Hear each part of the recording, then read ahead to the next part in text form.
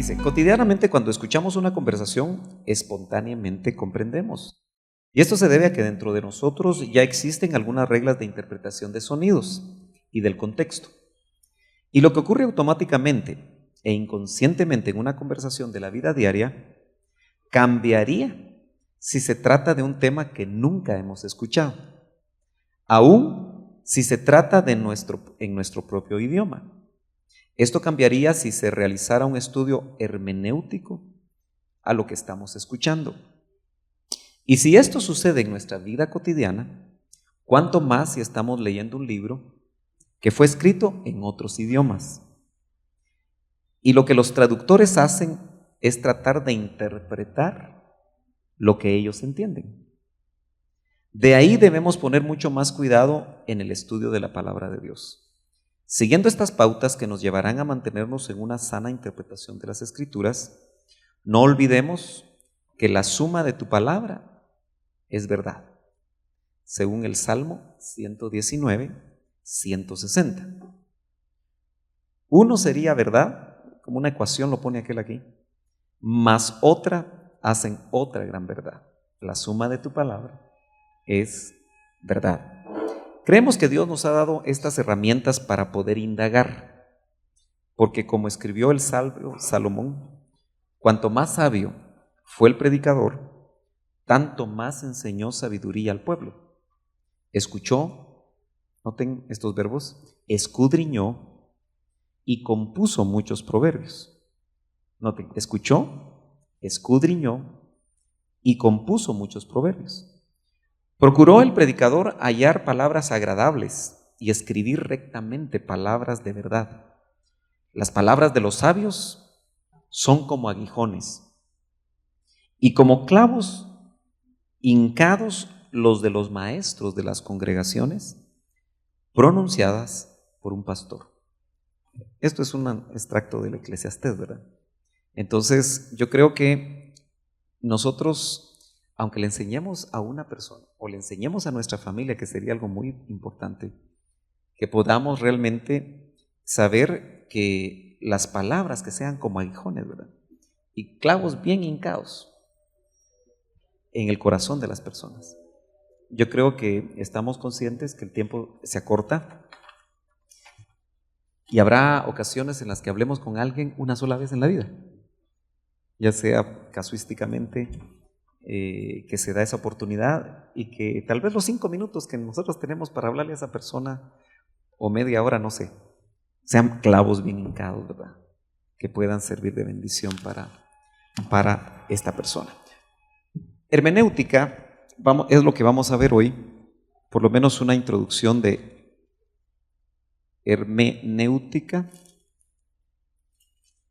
y vamos a ver hoy de qué se trata esto. ¿Se come o no se come? Ok. La definición, en el sentido técnico, como va a ser una clase, yo espero que usted no se me va a dormir, no va a sentir raro, porque es una clase. De hecho, vamos a tratar de explicar e ir dando algunos tiempitos para si usted tiene preguntas, y también vaya apuntándolas, ¿verdad? Para que tengamos un tiempo de preguntas al final. En el sentido técnico se define como la ciencia, la hermenéutica, y el arte de la interpretación bíblica. Note que es interesante, ciencia, arte de la interpretación bíblica. Eso es hermenéutica. Fíjese que este término, como lo vamos a ver, lo aplicó Martín Lutero. Fue el primero que lo aplicó ya hace buen tiempo, ¿verdad? Desde el siglo XVI. Sin embargo, por ejemplo, no sé si usted en Derecho, hoy en las maestrías en las universidades se habla de la hermenéutica. O sea, la hermenéutica, aunque surge como una ciencia y un arte dentro de las universidades cristianas, especialmente en Europa, ahora se usa hermenéutica para aplicarle a los libros. Entonces ya trascendió el arte y la ciencia de la hermenéutica, solo que aquí ya no sería interpretación bíblica, sino que interpretación de cualquier libro. Por ejemplo, se le aplica hermenéutica a Sócrates, se le aplica hermenéutica a Platón, porque el problema sigue siendo el mismo en los libros antiguos. Indudablemente que para nosotros es de suma importancia entonces que cuando nos acercamos a la palabra podamos tener estos conceptos y darnos cuenta que el Espíritu Santo nos va a ayudar, y tal vez el mejor ejemplo que yo tengo es Lucas. El mejor ejemplo que ponía el doctor fue Lucas, porque Lucas investigó, entrevistó a los testigos oculares, porque él no estuvo en muchas de estas cosas, y lo interesante es que su investigación, o sus dos investigaciones, la de Lucas, de Evangelio, y la del libro de los Hechos, quedó en el canon, pero fue investigación. Pero tenemos que pensar que esa investigación fue guiada por el Espíritu Santo, para que se cumpla lo que 1 Pedro nos dice acerca que los santos hombres de Dios fueron soplados, dice el original, por el Espíritu Santo, para escribir lo que escribieron de parte de Dios. Pero en el caso de Lucas, acuérdese que Lucas era un médico de su tiempo. Eso quiere decir que él asistió a la universidad de su tiempo. Lucas tuvo que haber conocido muy bien a los filósofos griegos, porque era parte del pensum de ese tiempo, ¿verdad? Entonces, era un hombre instruido, como lo fue el apóstol Pablo. Entonces, no creamos nosotros que el investigar no debe ser algo que debe estar dentro de nuestro ejercicio ministerial. No vaya a pensar usted que esto es un ejercicio carnal, como le decía en la introducción, que muchas veces el ministro pentecostés cimarrón creía que solo lo que el Espíritu Santo le iba a dar en ese momento. Pero si algo yo le admiré al doctor Ríos, como se lo dije también, es que este hombre escudriñó, investigó y tenía revelación de parte de Dios. Pero el marco de referencia que él tenía como columna doctrinal, como columna vertebral doctrinal, creo que le sirvió para que la revelación que él recibía realmente, porque uno puede recibir revelación de diferentes fuentes, hermanos. Usted tiene que saber que lo que uno puede pensar que es revelación de Dios puede ser revelación de otro lado, y hay que tamizarla. ¿Sí? Estamos acercándonos a tiempos donde creemos que van a venir ángeles. Yo creo con todo mi corazón, hermano, que van a venir ángeles a enseñarnos. Pero ¿qué nos van a enseñar? Porque se puede colar un ángel caído, ¿verdad? Amén. Bueno, ciencia. ¿Por qué la hermenéutica es una ciencia? Porque tiene reglas que pueden clasificarse en un sistema ordenado. Entonces, para algo muy sencillo, es ciencia porque tiene reglas. Y a esto se le llaman reglas de interpretación bíblica. O sea, al conjunto de reglas de la interpretación bíblica se le llama hermenéutica. Sería otra forma de poderlo definir. ¿Por qué arte? Sí, exacto, sí. Sí, noten que la mayoría de las cosas que nosotros estudiamos y que a veces nos desvelamos y nos quemamos las pestañas, tienen que ver con la ciencia. Y es interesante que usted no descuide el concepto de que la hermenéutica es una ciencia, porque a veces cuando agarramos textos fuera de contexto, ¿verdad? Dice las muchas letras te pueden, citando la Biblia, ¿verdad? Y con eso queremos evitar que haya estudio. Yo le digo, siempre en el LIM hubo varias corrientes, ¿verdad? Y yo recuerdo que cuando yo llegué al LIM, me daba cuenta que había corrientes ministeriales que le decían a los muchachos, no estudien mucha porque ya el Señor viene, ¿verdad? Pero eso lo que hace es desequilibrar. El doctor nunca tuvo ese concepto. Entonces, gracias a Dios que pudimos conocer su criterio ministerial en aspectos, llamémoslos seculares, que también le dieron un gran equilibrio, porque nosotros, hermanos amados, indudablemente tenemos que aprender a ser equilibrados, y el único que nos puede equilibrar es el Espíritu Santo. ¿Por qué arte? porque su comunicación es flexible y por tanto pudiera distorsionarse el verdadero sentido de una comunicación si se aplican las reglas de manera rígida y mecánica. Entonces, si usted nota, esto muy bien lo podría oponer como que es una balanza, ¿no? Por un lado, ciencia. La ciencia como tal es rigurosa, ¿sí? Por eso un científico es una persona rigurosa.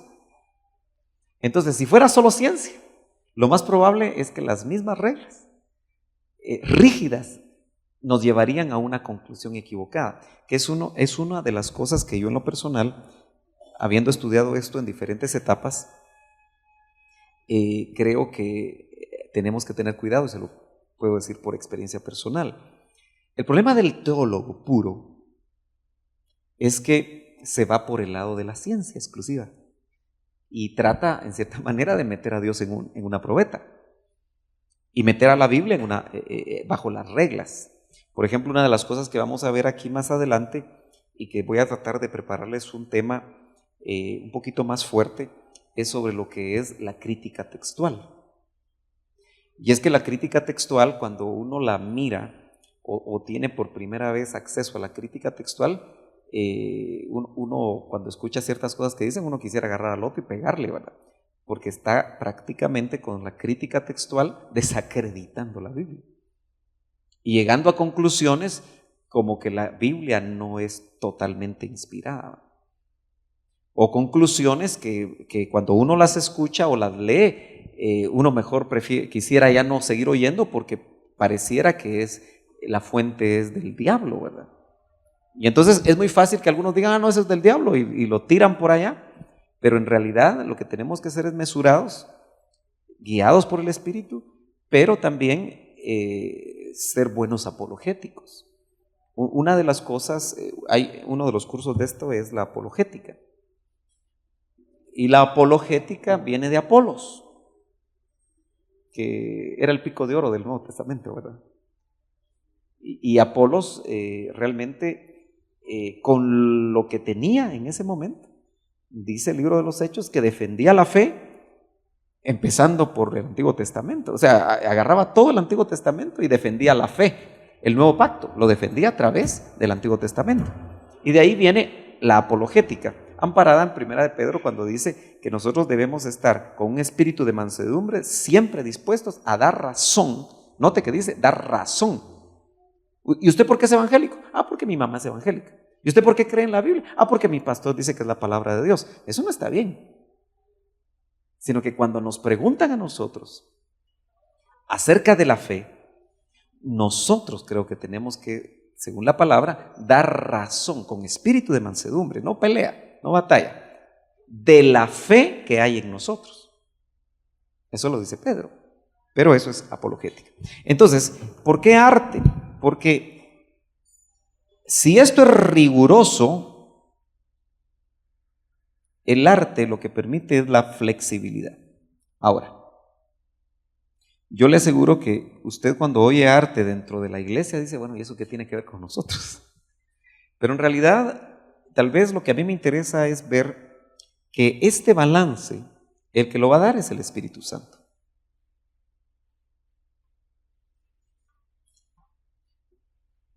Nosotros debemos depender del Espíritu Santo, porque fíjese, hermano amado, que los mismos exégetas, se les dice no porque tengan así como diríamos en buen chapín, ¿verdad? Una boca grande, no estamos hablando de eso. El exégeta es el especialista, es el que, un exégeta es aquel que por muchos años se ha preparado para estudiar los idiomas de la Biblia, hebreo, arameo, griego. Fíjese que en Estados Unidos hay doctorados en griego. Para ser un doctor en griego, usted tiene que sacar una licenciatura de 6 años, una maestría de 2 o 3 años más y un doctorado que para que le aprueben la tesis doctoral pueden pasar 5 o 6 años. Entonces le estoy hablando de gente que por 15 años ha estudiado un idioma para doctorarse. Y son ellos los que realmente Dios ha usado, porque no puedo decir que el diablo los ha usado, para que tengamos versiones, y más de 60 versiones al español.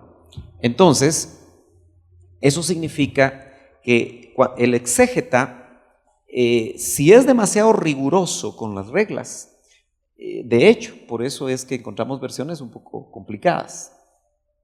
Pero aquí esa flexibilidad, este equilibrio, para mí solo lo puede dar el Espíritu Santo. Porque cuando un exégeta se topa con que en el griego no hay minúsculas ni mayúsculas. Y entonces, por ejemplo, neuma, que es una palabra griega porque es del Nuevo Testamento, que significa espíritu. Espíritu puede ser espíritu mayúscula o puede ser espíritu minúscula. ¿Cómo sabe el exégeta cuándo poner mayúscula y cuándo poner minúscula? Si en griego no hay minúsculas. Tiene que ser por el contexto. No sé si me entienden. Y tiene que ser riguroso en los contextos. Entonces, a nosotros nos ha llegado la Biblia precisamente por el trabajo de muchos hombres, como el mismo Martín Lutero. Acuérdese usted que Martín Lutero, la gran contribución que hizo en el siglo XVI con la Reforma fue traducir la Biblia del latín, que era exclusiva de los obispos, de los frailes porque en esos tiempos la Iglesia Católica, más de 1000 años, el concepto de la Iglesia Católica siempre fue que el único adecuado para interpretar la Biblia y leerla era el colegio canónico. El colegio, solamente los líderes, solo los padres, solo los preparados. Eso pasó por 1000 años en la iglesia. Usted no podía tener acceso. De hecho, en el siglo XVI en Europa había un oscurantismo terrible. La gente no sabía leer. Eran analfabetas. Entonces eso convino a la iglesia para mantenerlos sin... acuérdese que lo que usted conoce de la historia de la iglesia o lo que ha visto tal vez en alguna película, realmente se queda corto de cómo ellos aprovechaban la ignorancia del pueblo para dar sus propias interpretaciones, como que si fuera Dios, a través de sus encíclicas, ¿verdad? Entonces Martín Lutero, a través del invento de la imprenta, saca la Biblia en alemán, en el alemán común. Pero Martín Lutero tuvo que haber sido guiado por el Espíritu, como con toda la preparación de reglas, de conocimiento de idiomas y la flexibilidad del Espíritu Santo, para poder abrir la Biblia por primera vez, en este caso al pueblo alemán, siglo XVI. Entonces son cosas importantes que nosotros tenemos que conocer, porque ellos contribuyeron a que nosotros tuviéramos Biblias. Si no, no tendríamos acceso. Usted seguiría llegando a misa de vez en cuando y creyendo que lo que dice el líder que está en ese momento hablando, que por cierto, si usted asistió alguna vez a misa, casi no había explicación de los textos, ¿verdad? Se leía en un formato algo religiosón, pero casi nunca el sacerdote tomaba tiempo para explicar. Y asústese, ¿por qué? Porque ellos estudian teología 3 años y estudian filosofía 3 años, y muchas veces lo que menos hacen es abrir la Biblia. Bueno, entonces tenemos siempre que ser sostenidos, equilibrados por el Espíritu Santo. ¿Cómo va a escoger el eco minúscula o eco mayúscula? Ahí viene la guianza. Usted se ha dado cuenta cuando ha estudiado por sí solo en las concordancias hebreo-españolas o griego-españolas, que una sola palabra tiene 50 acepciones. ¿Cuál agarra usted? ¿Cuál decide uno que es la correcta? Y entonces ahí tiene que haber guianza. Ok, sigamos. Fíjese que el origen de la palabra hermenéutica procede de 2 palabras. Una es Hermes. ¿Alguno de ustedes recuerda dentro de su historia general quién era Hermes o quién fue Hermes? No sé cómo ganaron 6º grado. Porque en 6º grado es donde se habla de la... ¿Quién era Hermes? ¿Se acuerdan? Era un dios griego, ¿verdad? Dice, Hermes, el cual era un dios griego que servía como mensajero de los dioses. Hermes era el mensajero de los dioses. De hecho, en la mitología griega, Hermes es ligero de pies, ¿verdad? Es súper rápido. Dentro de la mitología griega. En la mitología, para transmitir e interpretar los mensajes. Aquí es interesante que usted recuerde que esta palabra hermenéutica viene del griego. ¿Sí? Y el Nuevo Testamento, aun cuando sigue habiendo una gran batalla, que de alguna manera tal vez tenemos oportunidad de platicar un poco en algún momento e investigar un poco, que fue escrito en arameo en el Nuevo Testamento. Porque Jesús, la polémica es que unos dicen que él habló arameo, y sí, ciertamente Jesús no habló griego. Entonces, ustedes notan en el Nuevo Testamento, en los Evangelios, que hay transliterados. Transliterar es agarrar una palabra del idioma como está y meterla en el idioma. Por ejemplo, nosotros transliteramos palabras al español. Inglesas, por ejemplo. Stop. Shock. Son palabras que podemos decir, cayó en shock, pero esa no es palabra española. Es inglesa. Pero nosotros ya sabemos qué significa, porque al fin y al cabo entendemos que stop es deténgase, pero stop no es español, esa es una transliteración a nuestro idioma. Entonces, de la misma manera, Talita Kumi, por ejemplo, lo han leído en los evangelios, cuando él resucita a aquella niña, dice Talita Kumi, eso es arameo, porque en los tiempos de Jesús lo que se hablaba era el arameo, era el idioma del pueblo. El hebreo siempre fue un idioma mucho más sofisticado y más del sacerdocio.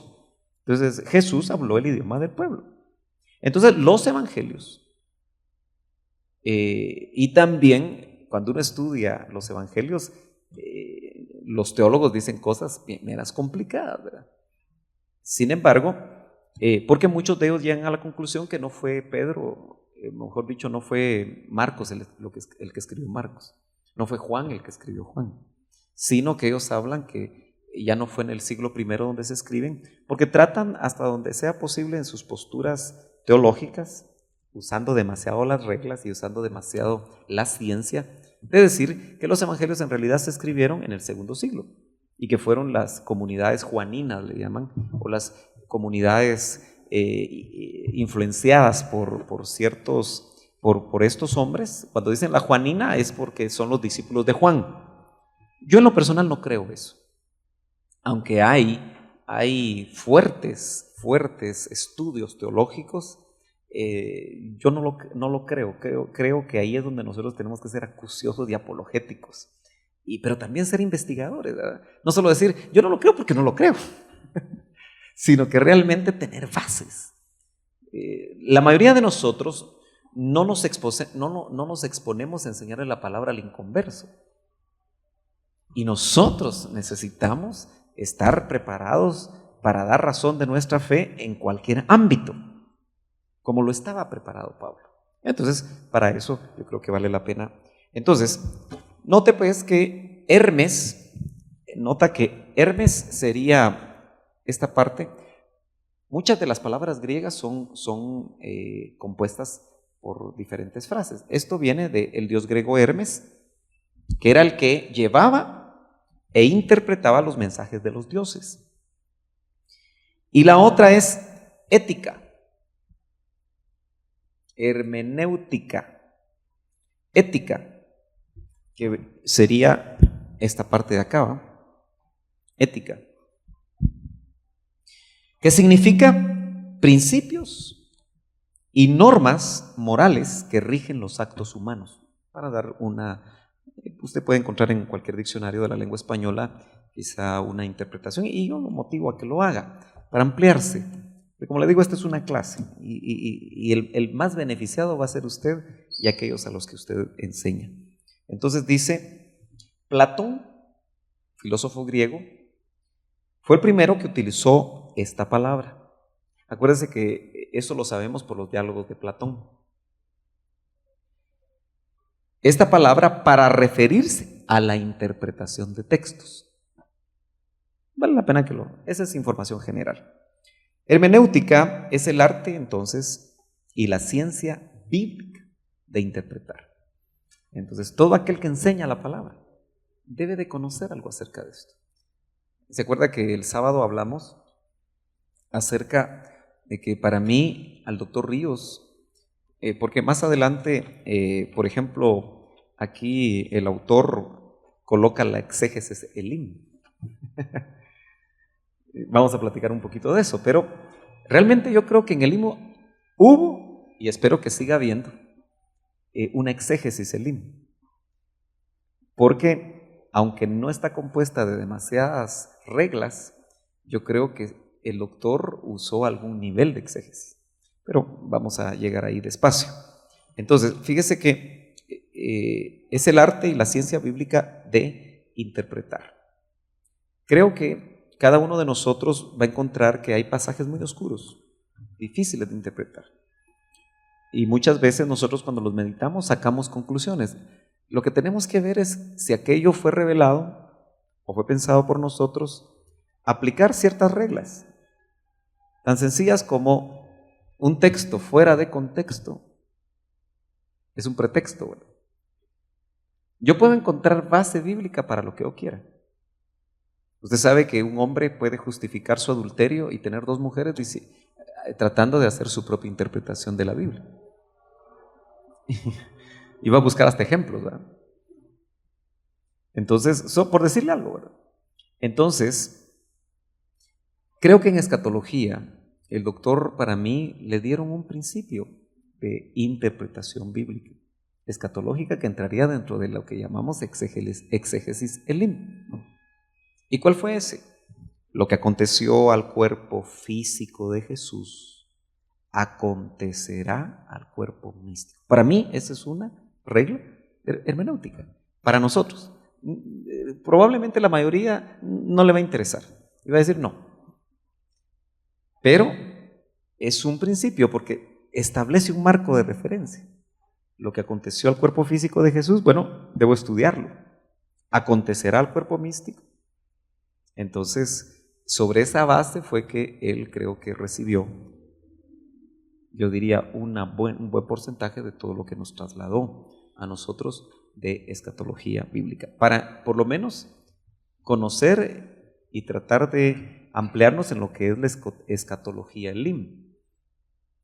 Cuando decimos eso, no estamos tratando de poner la escatología Elim necesariamente como dogmática, porque de hecho algo que el doctor trató de hacer es trasladarnos que en escatología no hay que ser dogmáticos. Eso quiere decir que yo no voy a mantener una postura hasta morirme en esa postura, simple y sencillamente porque yo creo que es así. Eso sería dogmatismo, sino que es estar abiertos, especialmente a lo que es la revelación progresiva. Ok, pero ahí me estoy yendo un poquito más. Busquemos 1 Corintios 12:10.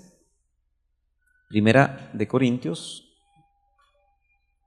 12:10. Si alguien la tiene, no sé si este micrófono está funcionando. ¿Sí? Entonces, tal vez me lo pueden leer usando el micrófono.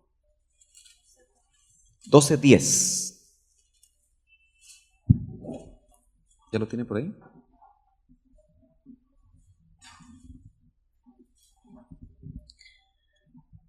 A otro operaciones de milagros, y a otro profecía, y a otro discreción de espíritus, y a otro géneros de lenguas, y a otro interpretación de lenguas. Ahí aparece la palabra que tiene relación con hermenéutica. ¿Cuál cree usted que es? Búsquela ahí. Léanlo bien, despacio. Hasta aquí lo que hemos hablado acerca de lo que significa hermenéutica. Trate usted de chequear cuál. ¿Perdón? No. Interpretación, exacto. Entonces, Esa palabra es la 2058. Estamos en 1 Corintios 12:10. Y ahí usted va a encontrar esa palabra griega 20 le dije, 58, sí. 20:58. Entonces, déjeme tratar de buscar esa palabra. Por alguna razón no me está trasladando esto como debe ser. Tengo que marcarla y no estaba así, pero ok. Se podría pronunciar germeneía. Germeneía. Y se traduce como traducción o interpretación, pero la 2059 está relacionada también. Y es germeneu. ¿Sí? Y lo interesante es que aquí ponen, dice, como Dios del idioma. Germeneu. Sí, en realidad la palabra griega se escribe así, epsilon, este me parece que es el fi, el nu, esta es n,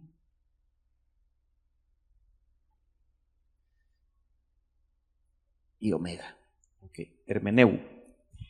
Pero, digamos, en la forma de hablarlo es germeneu, como J.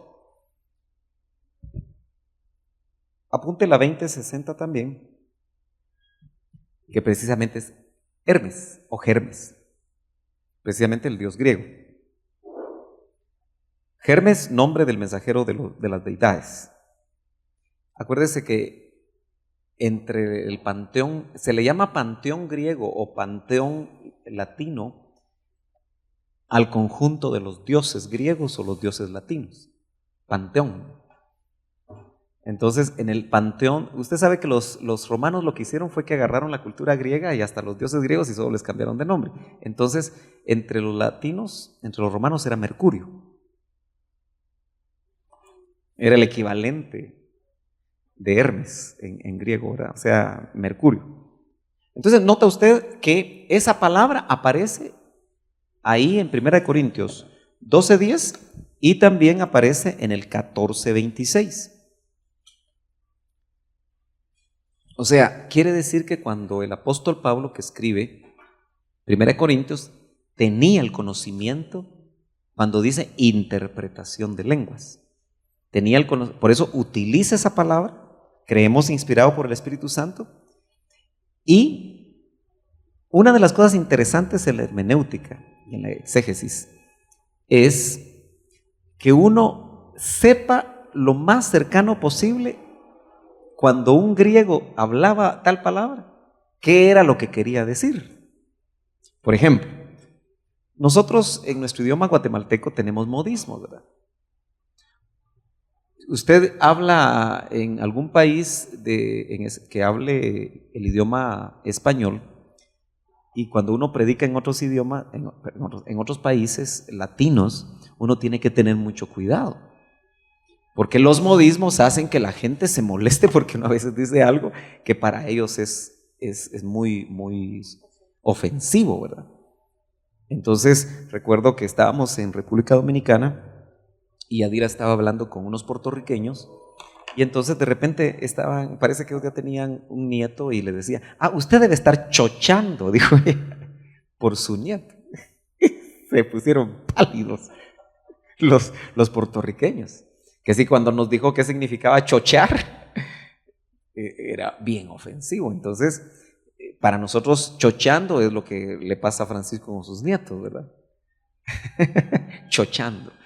Sí, por mencionar un modismo de nuestro idioma. Por ejemplo, tenemos que decir qué significa chapín, ¿verdad? Para alguien afuera, ¿no? Entonces, también en los idiomas estos en los que se escribió la Biblia, tuvieron que haber habido modismos. Entonces, es para exponerles a ustedes el problema de lo que significa realmente ser cuidadoso con la interpretación.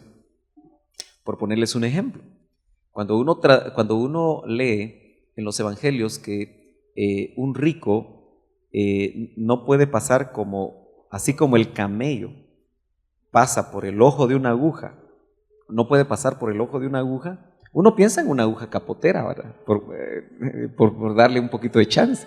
¿Y cuándo va a pasar un camello en el ojo de una aguja capotera, verdad? Pero en realidad, cuando uno va a los contextos históricos, y de eso se vale la ciencia y el arte de la interpretación bíblica, por eso cada uno de ustedes trate de ahorrar para tener libros de la historia de la iglesia. Trate de ahorrar para tener, o búsquelo si tiene acceso a internet, esos escritos. Debe de tener un libro sobre las costumbres del tiempo en el que vivió Jesús. Eso es básico. Entonces uno nota que cuando ya hacen esas investigaciones que tiene que ver la arqueología y tiene que ver el estudio de la semántica, el estudio de los idiomas, entonces detectaron que el ojo de una aguja era una puertecita chiquita, donde ciertamente un camello, y que estaba precisamente en las murallas, y que ciertamente un camello podía pasar por ahí, pero era sumamente difícil, ¿verdad?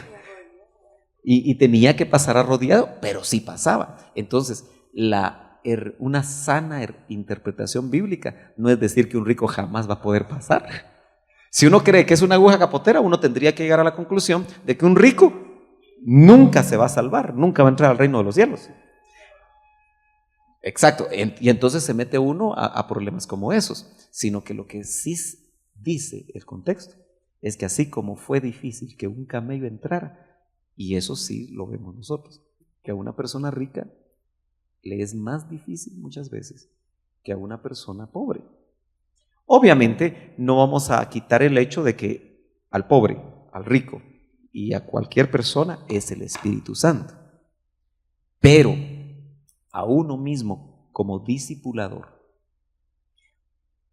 tiene que entender bajo esos contextos que no es lo mismo discipular a un rico, que va a ser lleno de cuentos, va a ser una persona sumamente dependiente de sí mismo, que tratar con una persona mucho más sencilla. Entonces, si ustedes notan, una correcta interpretación le permite a uno acercarse lo más posible a lo que, por ejemplo, el mensaje de Jesús en los evangelios. ¿Qué realmente quiso decir Jesús? Otro ejemplo, así rapidito.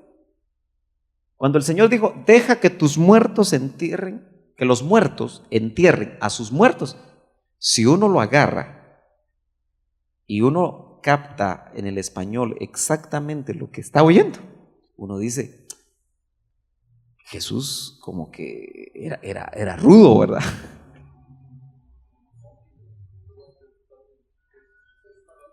Pero no tanto en eso, sino que en el sentido propiamente de que Él estaba llamando a alguien. Señor, deja que entierre a mi padre. Deja que los muertos entierren a los muertos. Qué duro, ¿verdad? En nuestro idioma, si nosotros se acercara a alguien, hermano, voy a ir a la iglesia cuando se muera mi mamá, y nosotros le respondemos así, jamás viene a la iglesia. Pero en realidad el Señor no estaba ofendiendo, sino que lo que el Señor está tratando de, hay que meterlo en el contexto. Porque cuando dice, deja que entierre a mi padre, no es que su papá se había muerto en ese momento. No sé si me entienden. Sino que lo que en realidad pasaba era que dentro de la cultura, el hijo tenía que esperar para hacer algo hasta que el padre se muriera, y podían pasar 10 o 15 años. Entonces lo que el Señor le está diciendo es, lo importante es que el llamado es ya. Y por otro lado está dando una tremenda enseñanza, que el padre de este muchacho, si no se había encontrado con el Señor, era un muerto espiritual. Entonces deja que los muertos espirituales entierren a los muertos, ¿verdad? Pero el punto no sé si captan lo que les quise ejemplificar ahí. Y así uno encuentra muchas cosas que es sumamente importante conocerlas para no caer en errores de interpretación que realmente Acuérdense, hermanos amados, que uno no sabe a dónde el Señor lo va a llevar. Y es importante, a veces uno en televisión oye ministerios y ninguno de nosotros es exento de cometer graves errores de interpretación, ¿verdad? Y uno no sabe que hay gente que probablemente, ¿usted cree que hay padres que oyen a los evangélicos? Sí, sí hay evangélicos que a veces oímos a los padres. Porque a veces uno pasa en la televisión y está, vamos a ver qué dice este. Y a veces están diciendo cosas muy interesantes. ¿Me entiende? ¿Por qué? Porque las están diciendo bien. Claro, cuando ya se ve todo el contexto de su cuerpo doctrinal y le empiezan a decir a usted otras cosas que usted ya sabe, pues entonces dice, no, aquí ya batió. Por eso es que nosotros tenemos versiones traducidas por católicos, son muy buenas. Y hay versos magistralmente traducidos. Porque hoy por hoy yo creo que siguen siendo los católicos los que dedican más tiempo a la investigación. Claro, tengamos cuidado cuando tenemos una versión de esas de leer los comentarios, porque ahí nos van a cruzar. Aunque claro, si uno es maduro, puede discernir. Ok, sigamos porque el tiempo avanza. Mire pues. Entonces note que en 14:26, creo que ya no lo leímos, pero si quiere lo leemos rápido. 14:26, cuando dice que hay pues cuando reunís, me parece que ese es el pasaje. Dice que hay pues, hermanos, cuando reunís, cada cual aporte salmo, enseñanza, revelación, lenguas o interpretación. Note, es parte de lo que debe haber en las reuniones. Y especialmente yo creo que nuestros discipulados, porque miren, esto no se aplica solamente para un culto, usted tiene que entender y recordar que esto se explicó cuando no había templos. Ahí tenemos que volvernos a meter a los contextos históricos. Templos hubieron en el tercer siglo y se volvieron grandes catedrales. Y de hecho yo creo que fueron los grandes templos de deidades paganas las que de alguna manera empezaron a ser remodeladas como en el siglo III. Entonces, cuando Pablo dice que hay pues cuando reunís, entiéndase, cuando reunís en una casa. Porque nosotros inmediatamente como cristianos del siglo XXI decimos en un templo. Eso es lo que nos queda en la mente. Especialmente si toda la vida hemos asistido a una congregación que nunca tuvo discipulados, porque las hay. Entonces, este texto uno lo interpreta para el templo, pero aquí dice, aquí realmente donde esto se aplicaba era en una casa que se hacía templo. Entonces nuestros discipulados, la visión actual que nosotros tenemos, pues debe haber todo esto que está aquí y entonces debe haber interpretación. Y note que aquí realmente era un interactuar, que es algo que también a veces nosotros no fomentamos, ¿verdad? Muchas veces nos circunscribimos a dar una enseñanza a nosotros magistral y cuando termina y nos vemos. Pero qué lindo es el poder estar interactuando, porque en ese interactuar, note que esa hermenéutica puede venir de una persona que jamás oyó hablar de lo que significa hermenéutica. ¿Sí? Porque es el espíritu, estamos buscando la hermenéutica del espíritu. Si podemos acuñar aquí una frase, lo que debemos buscar siempre es la hermenéutica del espíritu, que va a llegar a lo Lucas o va a llegar a lo Pedro. Acuérdense que Pedro era sin letras y Lucas era un médico, o Pablo. Pero a ambos Dios les dio la correcta interpretación.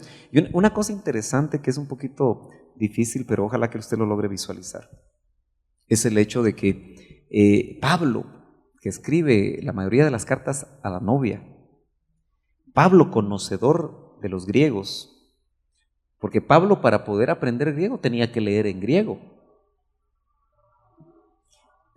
Déjeme explicarlo de esta manera. Le llaman la Biblia del español. Es un libro. Tal vez lo tuvo que haber leído usted también en literatura, si estudió bachillerato. ¿A qué libro le llaman la Biblia o lo ven como la Biblia o como de ahí surge el español, el castellano? El Quijote de la Mancha. Para los españoles fue el Quijote, el autor del Quijote de la Mancha el que amplió el idioma. Cervantes y Saavedra. Entonces, quiere decir que el idioma se amplía. Y por eso la Real Academia Española continúa colocando cada año, creo que saca nuevas palabras.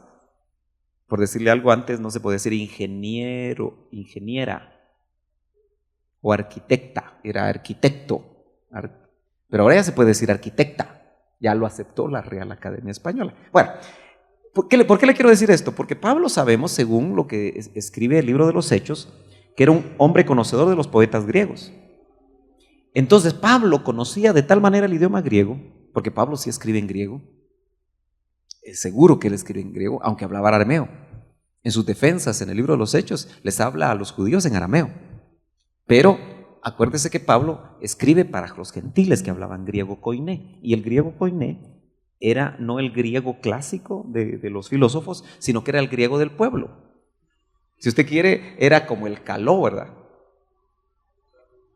El caló del pueblo. Entonces, Pablo escribe en el caló del pueblo, a las iglesias que están en las casas, pero tiene que, por ejemplo, cuando él agarra y dice oidokomé, oikodomé, mejor, oikodomé. Cuando él utiliza esa palabra oikodomé, que oikos es casa, y esto habla de edificación, edificar casa. Cuando él está hablando de esto, él tiene que buscar dentro de su conocimiento griego cómo traducir la revelación que está recibiendo, que los 5 ministerios están para edificar, oikodomé, al cuerpo de Cristo. Entonces yo le aseguro que el Espíritu Santo, en el acervo y conocimiento que tenía Pablo, por eso a Pablo lo escogieron para ser el perito arquitecto de la iglesia. No escogieron a Pedro. Y en eso Dios no hace acepción de personas. Tiene instrumentos. Entonces, estudió a los pies de Gamaliel por algo. Pero lo que le quiero decir es que yo creo en lo personal que el Espíritu Santo le dijo, usa esto. Y esa palabra oikodomé tendríamos que meterla en el contexto de lo que significó hace 2000 años entre los griegos. Por eso una de las cosas que hace la hermenéutica y hace el exégeta es que estudia libros paralelos para encontrar en los libros paralelos no bíblicos qué quería decir en esa carta o en ese libro la palabra en ese tiempo y cómo la tradujeron, para que les pueda servir para tener el exacto conocimiento de qué quiso decir Pablo. No sé si me entienden. Ok, sigamos pues. La hermenéutica tiene aspectos que debemos estudiar cuidadosamente. Miren, a propósito voy un poquito despacio, poniendo un poquito de ejemplos, porque si no esto se vuelve árido y se vuelve hasta cierto punto aburrido. Y lo que no quiero es que ustedes se me aburran, sino que realmente logren, porque yo sé que no estamos tan acostumbrados a cosas muy técnicas, pero son importantes. ¿Ibas a decir algo? ¿Por qué no lo grabamos? Mientras, si fueras tan amable, ¿me podrías traer un vasito de agua? No sé si nos está pasando a todos, pero a la parte que ya vamos, se despiertan muchas inquietudes o muchas cosas en todo esto. Y no sé si es válido ya como hacer algunos planteamientos así. Está bien, porque yo creo que podemos hacerlo. Mira, lo primero que se me viene a la mente pareciera ser que el idioma griego y el hebreo, como que para efectos de nosotros, debiera, no como regla, pero debería ser muy interesante conocer esos idiomas como para tener parámetros ahora nuevos de interpretación a la luz de todas las interpretaciones o versiones que hay de la Biblia. Eso es lo que primero me viene a la mente. Lo otro es válido, y ahora me ponía a pensar, me respondía yo que sí, que constantemente se estén actualizando en el idioma que uno está, las versiones, por ejemplo, por decir algo, si ahora yo me junté con unas personas que me dijeron que estaban traduciendo la Biblia al quechí o algo así, obvio que ahí están utilizando la hermenéutica y esta serie de aspectos, pero cuando la van a interpretar, tiene que tener bases de versiones anteriores, pero también adaptándolas al idioma o a la lengua que van a traducir la Biblia. Entonces, decía todo eso porque cuando salió la versión actualizada, por ejemplo, yo te confieso que a mí personalmente decía yo, ¿será que leer esta versión es válido incluso para mí y después compartirla con esa versión? Pero con el tiempo fui viendo de que como hablaba en el idioma muy parecido en el que estamos hablando ahora, como que la gente me iba a entender mejor. ¿Es eso así como más o menos podría interpretarse? Sí. Miren, lo ideal, y es, honestamente les digo, siempre ha sido mi sueño, ¿verdad?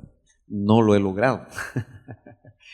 Porque desde que era patojo, una de las cosas que más me deseaba yo era tener conocimiento de los idiomas, precisamente para acercarme en lo personal a lo que realmente el texto dice. Sin embargo, tal vez tengo que ser realista, eso no quiere decir que no se lo pueda lograr alguien acá. Es muy difícil, es sumamente difícil. Por ejemplo, yo recibí hace 3 años una introducción al griego de 3 meses y apenas era el ABC, ¿verdad?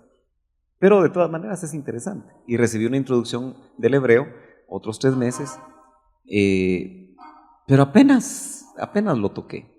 Lamentablemente, quiero decirles que por lo menos en Latinoamérica está pasando mucho ese fenómeno y creo que en el mundo entero, casi todos los maestros que están enseñando hebreo están agarrando por la línea mesiánica.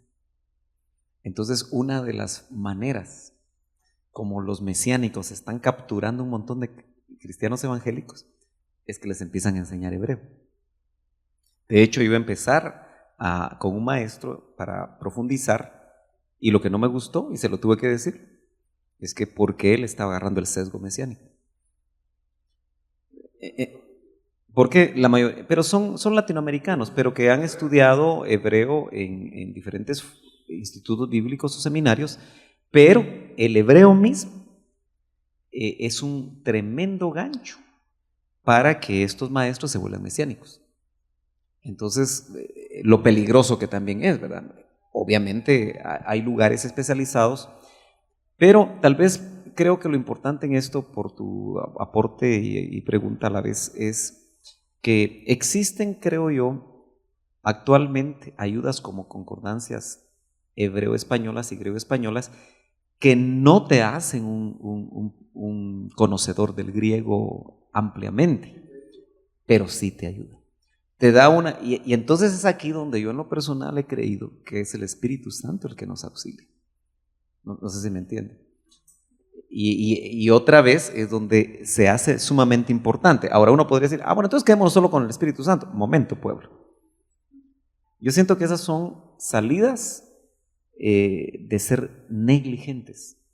Yo creo que nosotros en la palabra de Dios, ya a estas alturas, debemos ser personas que profundicemos y si algo nos enseñó a nosotros el doctor Ríos fue hacer eso. Claro, yo lamentablemente les digo, encuentro muchos errores y muchas cosas que se permiten y que se han permitido dentro del contexto por algunos ministros que salieron del IM por la falta de conocimiento, porque muy rápido se creen expertos. Y si algo es dañino en esto, hermanos, es creerse experto. Hace poco me contó un ministro que encontró a otro ministro. Nombres queremos, pero no los daremos. Y este ministro le dijo, mire hermano, yo el Apocalipsis ya me lo sé todo. A mí se me cayó así la quijada.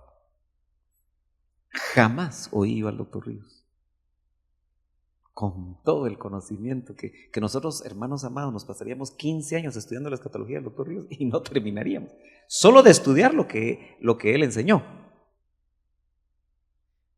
Y jamás le oí decir eso, sino que por el contrario lo que le oí decir, no seamos dogmáticos, estemos abiertos. Entonces, eso es un grave peligro. Y para mí es una trampa satánica que un maestro de la palabra o un ministro crea que se las sabe todas. Ahí sí vale la pena decir lo que dijo Sócrates, ¿verdad? Yo solo sé, o mientras más sé, yo solo sé que no sé nada.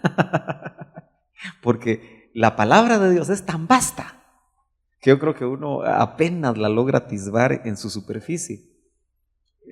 Acuérdese que el judío cree, yo creo que tiene buena verdad, y por ahí me encontré un texto en uno de estos folletos donde habla que la palabra ha sido refinada 7 veces. Y los judíos creen que la palabra tiene 7 niveles de interpretación, desde el superficial hasta el más profundo. Eso creen los judíos, o sea, los conocedores, los rabíes del Antiguo Testamento. Y realmente para mí la Biblia de cristal no es más que, la Biblia de cristal es transparente, ¿verdad? Lo que el doctor vio. Y para mí la Biblia de cristal es como a mí me mostraron eso en algún momento, y yo así lo explico. Un haz de luz que atraviesa un cristal, ¿qué produce?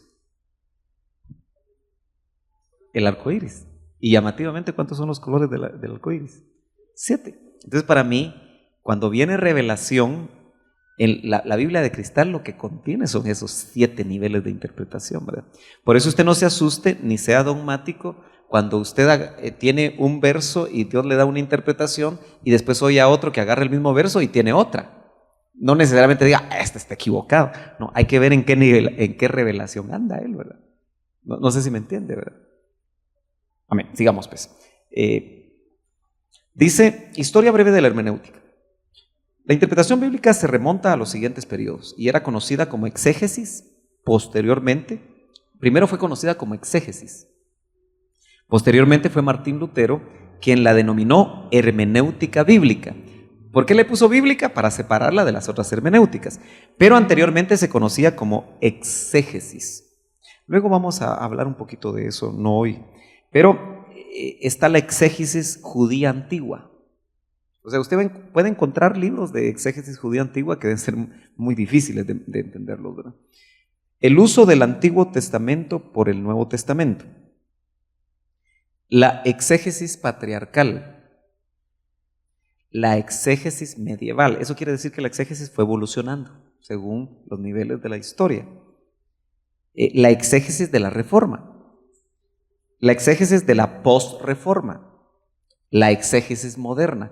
La exégesis moderna para mí es la más peligrosa. Y cuando hablamos de moderno no estamos hablando necesariamente de contemporáneo, porque el modernismo arranca, muchos lo ubican desde el Renacimiento, con gente como Da Vinci, y otros un poquito más en el siglo XVIII, donde aparecen los exégetas alemanes, que son los que más han influenciado la teología moderna. El modernismo surge como una respuesta de los científicos y los conocedores del dogmatismo ciego y terrible de la Iglesia católica. En la Edad Media y hasta antes de Lutero, y lo tuvo que vivir Galileo Galilei, lo tuvo que vivir Copérnico, cosas que ustedes conocen, cuando ellos empezaron a ver que la Tierra, descubrieron que rotaba alrededor del Sol, fue herejía, porque la Iglesia establecía, y Dios hablaba, que era el Sol el que rotaba alrededor de la Tierra. Entonces fueron acusados de hereje y para salvar el pellejo tuvieron que decir que lo que habían dicho no era cierto. Entonces, ante eso que por 1000 años la Iglesia definía lo que se creía, fue que surge el modernismo como una respuesta. Y el modernismo son pensadores, teólogos, cristianos y no cristianos, que tratan de pelear contra la Iglesia, contra su dogmatismo, y entonces es la época para mí más oscura donde el racionalismo Es decir, el uso de la razón desbalancea totalmente los conceptos de los teólogos, y entonces de ahí empieza a venir la alta crítica, la baja crítica, la crítica textual, donde ellos empiezan a decir, no, Moisés no fue el que escribió. No, porque investigan, y precisamente en el siglo XVIII y siglo XIX es donde más adelantos arqueológicos se empiezan a dar. Imagínese usted, la arqueología es una ciencia muy beneficiosa para la Biblia, porque el año pasado me parece que encuentran en Israel algo que menciona el nombre de Pilatos. Entonces, para el que dice que la Biblia es puro cuento y que los personajes que aparecen aquí se los inventaron, el que aparezca en la arqueología que Pilatos realmente estuvo donde estuvo y hizo lo que hizo, es interesantísimo, ¿verdad?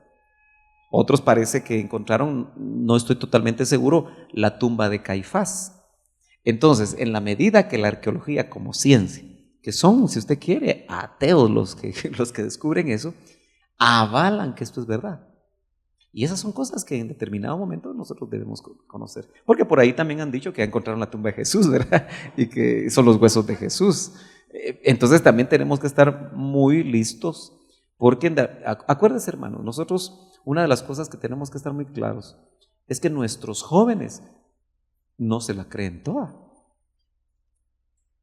Ellos, si ustedes se descuidan, investigan más que nosotros.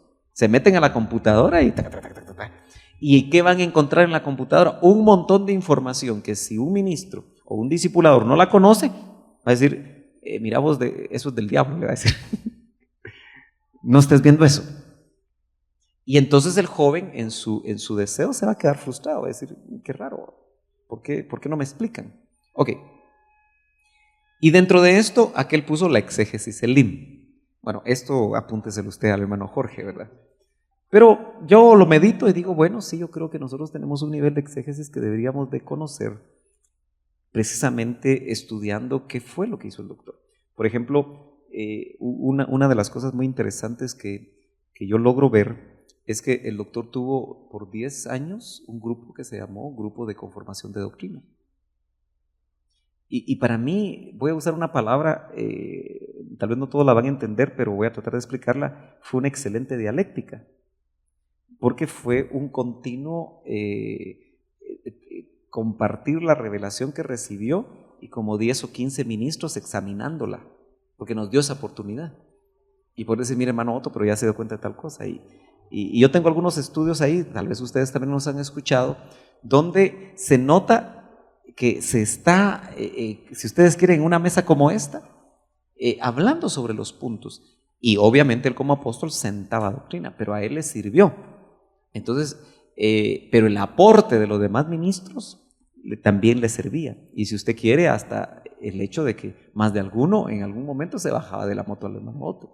No en un sentido de falta de educación, sino que para nosotros se volvió eso bueno, ya me bajaste de la moto, ¿verdad? Porque a veces uno dice, sí, es que esto es esto, y el otro dice, mira, pero ya viste tal cosa. Ah, sí, vos me bajaste de la moto, me bajaste del caballo. Y eso no significa que lo que el Señor reveló, al ser puesto a examen, no se sacaron conclusiones. Lo que muchas veces se oía ya en las enseñanzas, eso se hacía los martes en la mañana, las predicaciones del martes en la tarde o en la noche eran diluidas para el pueblo, pero con haber pasado ese examen. Por eso yo entiendo que si un ministro de la envergadura del hermano Otto exponía la doctrina que recibía a un equipo, ¿por qué nosotros no lo vamos a hacer? No sé si me entienden. Lo peor que le puede pasar a un ministro es creer que solo a él le revelan y lo que le revelan no puede tener examen. Porque entonces está diciendo, yo soy infalible. Y ahí empezó a tronar. Bueno, por tiempo, hermanos, lo vamos a dejar aquí. Yo creo que vamos a completar la otra semana. Y me gustaría mucho que usted, si tiene libros de hermenéutica, o puede investigar según los accesos que tenga, algunos tienen computadora, otros no, trate de ampliar y traer preguntas para ver si las podemos contestar y si no, pues las investigamos también, ¿verdad? Entremos a preguntas.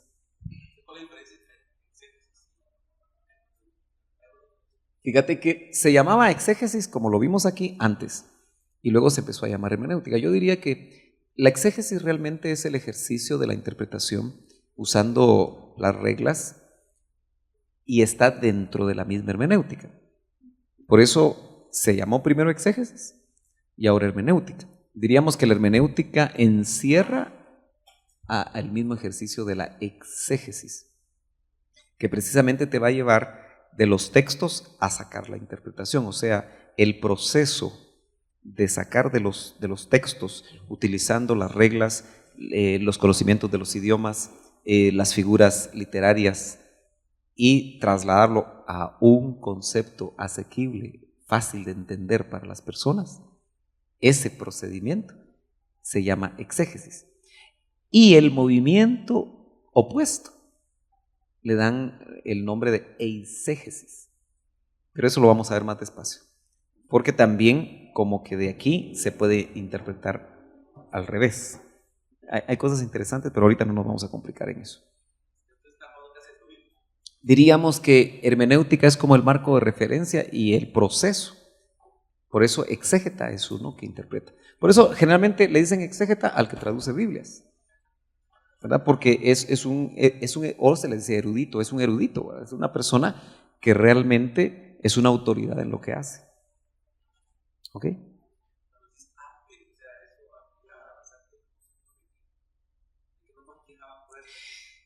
Sí. Realmente, yo creo que, miren hermanos, yo no es que le eche mucha salsa, a veces puede parecer eso así, ¿verdad? Al hermano Otto, pero realmente sus predicaciones eran un arte ustedes.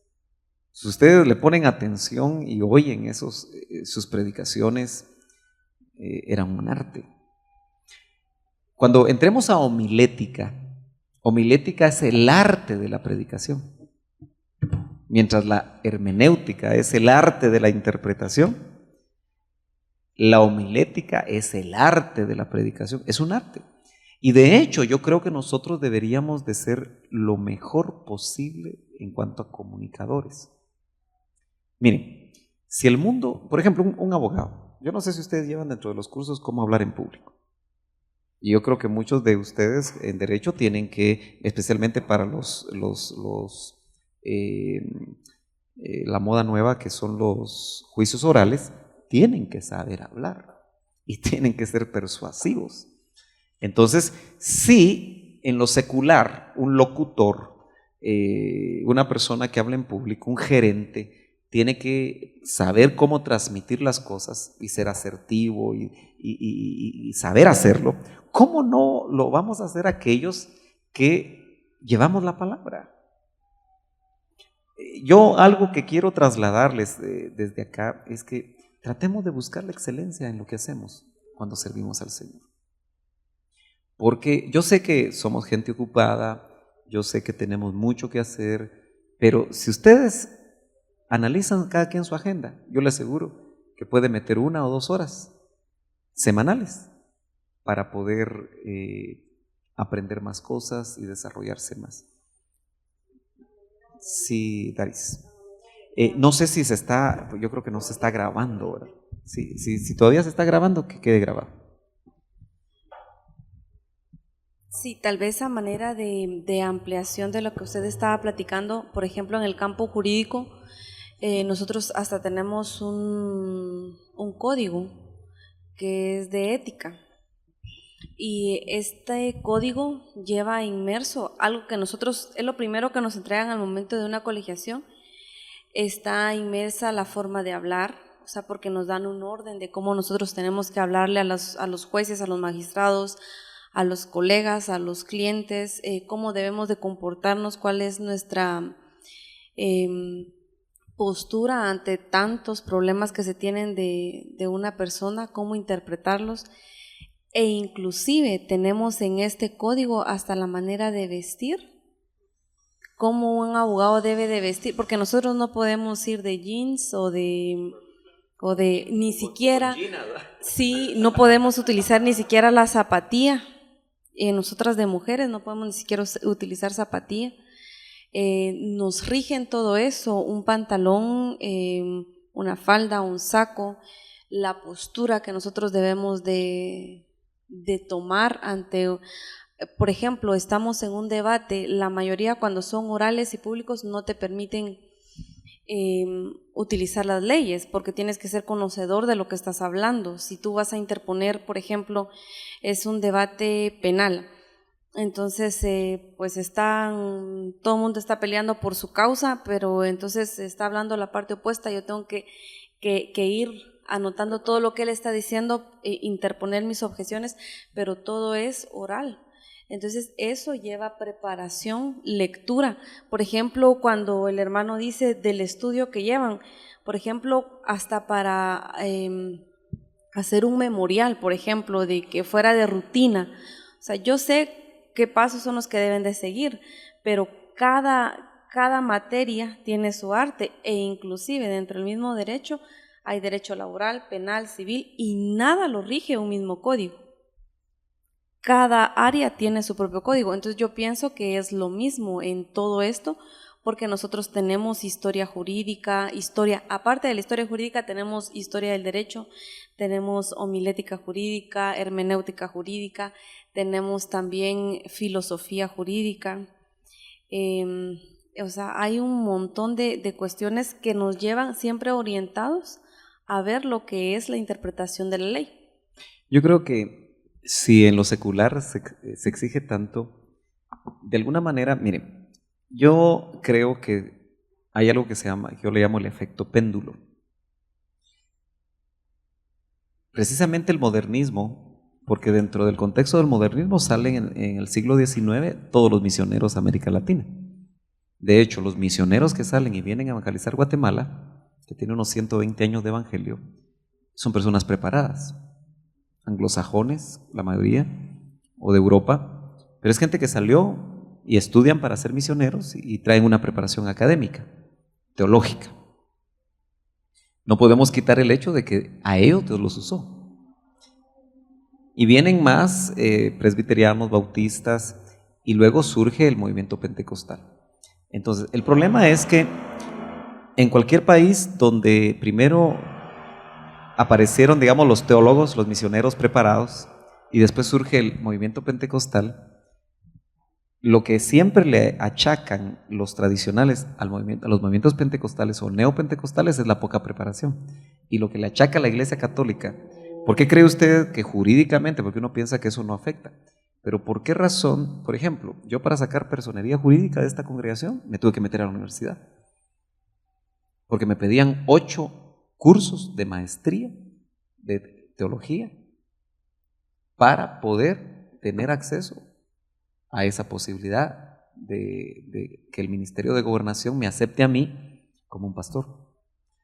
Ahora, muchos pastores de los demás 25,000 iglesias de acá, el 90% de los pastores no pueden accesar a personerías jurídicas porque no tienen la capacitación que están exigiendo. Ahora, ¿por qué creen ustedes que eso se dio?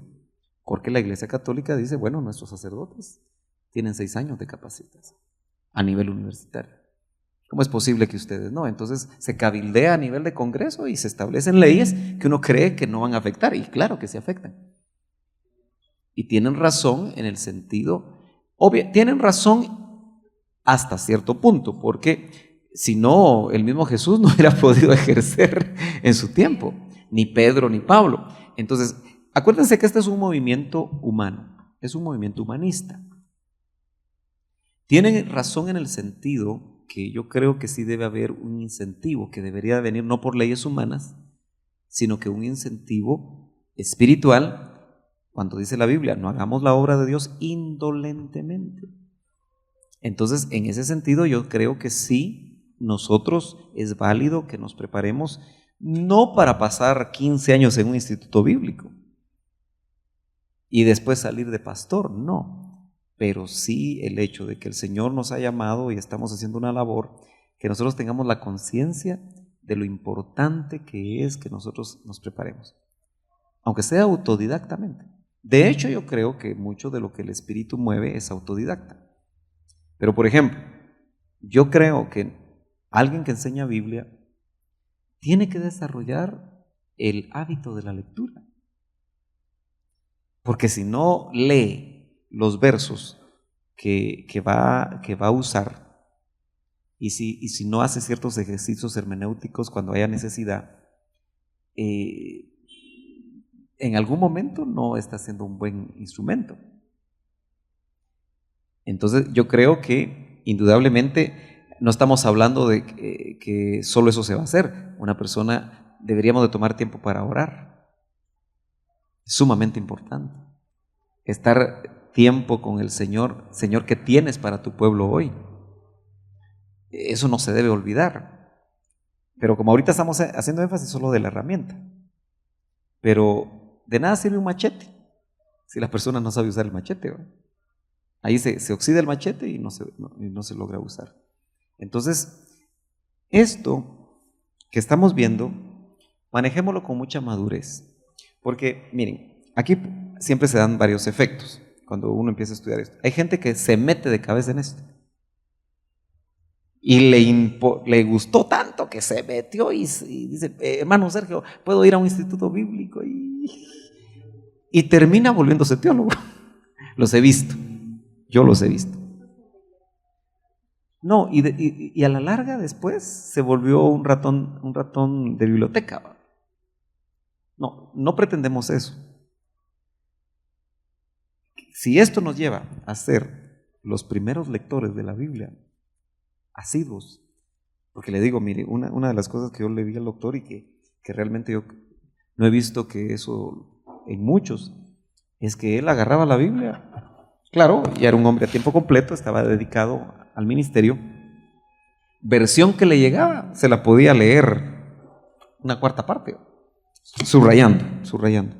Ayotito tiene las más de 60 Biblias, todas subrayadas, y con anotaciones. Yo creo que nosotros no debemos, por eso yo les hago a veces, les comento a ustedes, porque usted sabe que religiosamente hablando, hay muchos que no les gusta esto, ¿verdad? ¿Y usted por qué está escribiendo en la Biblia? Le dicen a uno, ¿verdad? Porque se tiene la idea que religiosamente la Biblia es sacrosanta, pero es la palabra de Dios, no en sí el libro, ¿verdad? Acuérdense que entonces uno puede hacer anotaciones. Y yo lo motivo a usted que cuando lea la Biblia tenga sus marcadores y ponga aquí y usted mismo ponga ahí las palabras griegas. Yo, por ejemplo, a veces anoto también cosas acá, pero ¿de dónde lo aprendí? Del doctor. Entonces, vale la pena que nosotros lo hagamos de esa forma. Acuérdese, porque estamos preparándonos para enseñarle, aunque sea una persona, o dos o tres. Nunca, por favor, hermano, en esta congregación usted tenga el pensamiento de que sirvió sus 15 horas de preparación, si es que fueron 15 horas de preparación, para predicarle a un pelón. No, nunca va a pensar eso. Porque el día que piense eso, ya el enemigo le está cruzando.